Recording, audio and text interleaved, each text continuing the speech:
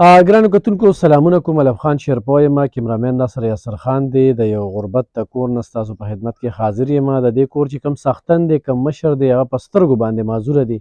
لوریانې یې دي او نور هېڅ څوک هم نشته. دا د کور حال دی. دا تاسو وینئ چې تاسو به اول لږ د دوی غریبي ښیم. ژوند تېرېده، ښکلې تېرېده، خو ژوند چې کوم دی نو یکدم هغه د کړمو سره او د سختو سره هغه مخ شو. نو ګرانو کتونکو د ډېر وخت نه دوی موږ پسې چې کوم دی کالونه کوي. دا د کچن په دغه یخنۍ کې چې دوی دا پرده دغه کړې ده، دا تنور دی.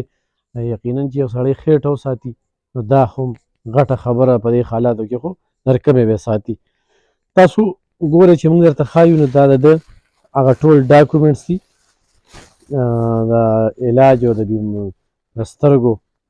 نو ګرانو کتونکو په دې ګرانۍ کې ژوند کول ډېر زیات ګران دي.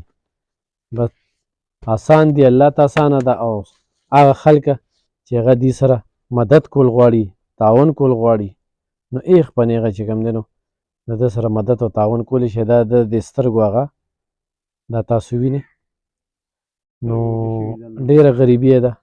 نو ضرور ورسره تعاون کې او ضرور ورسره مرسته وکړئ. ستاسو نوم دی؟ مزمل شاه جي. مزمل شاه. مزمل شاه کوم وخت نه سترګې معذورې شوې؟ جي د روژې نه مخکې داسې دغه وخت لمبه هسپتالونو ته، کله کمپلیکس ته، کله یو خوا کله بل خوا. خو بیا ډبرګي ګاټ کې یو ملګری مو هغه راغلی غټ ډاکټر ته دغه وکتل نو ده سترګې چې الټراساؤنډ یې وکړ نو وایي ستا سترګې ماما وچې شوي دن نه. نو ما یې څه به کوو؟ وایي ستنې بوته وی. بله جلد هغه پري میډیکل کې هم په هغې نه نه وي؟ هغوی جي وایي دا ستا دننه پلټې دغه دي، په 85 روپۍ انجکشن دی یو وایي دا به کوه. نو زما د کور د خرچې وس نه کېږي. تورسر یې را کره ناستې دي، مشر مې لوریانې دی. دین دغه سکوټر باندې مې مزدوري کوله. الله ګوارې چې بس الیونو روان و. بس بله دونه خط لرالم چې یو بیټي وه د لور مې مې خرڅه کړه. کور کې خرچه مرچه نه وه. نو دې کلي کې هم ټولو ته پته ده، خو ځکه داسې د الله طرف یې دغه بند دی نو ټولو ته پته ده چې یاره علاقه کې غریب سړي را باندې ښه دغه وکړو. چا 100 روپۍ راوسه کېږي، چا 1000 کېږي، خو دا ستنې ګرانې دي. ستنې ګرانې. او بل دا ده چې کور کې داسې د مزدورۍ بل کس نشته دی. دا کوټې مې راغورځېږي، دا لرګي دغه شوي دي، یېرېږو پکې. دننه هم تاسو ورتلی شئ. خدای دې ستا ډېر عزت وکړي. زمونږ د غریب سړي تا پوښتنه وکړه. ستا موبایل نمبر څه دی؟ جي 0301 59 015 13. ګرانو کتونکو ایخ په نیغه د ده سره رابطه کولی شئ. دا تاسو وینئ دا د دې وایي چې دا مې موټر سایکل دی. دا ته زه دوی کور ښیم. بلکل دا لرګي چې کوم دي نو تاسو بره ګورئ چې دا را پرېوتونکي دي او ډېر غربت یې دی.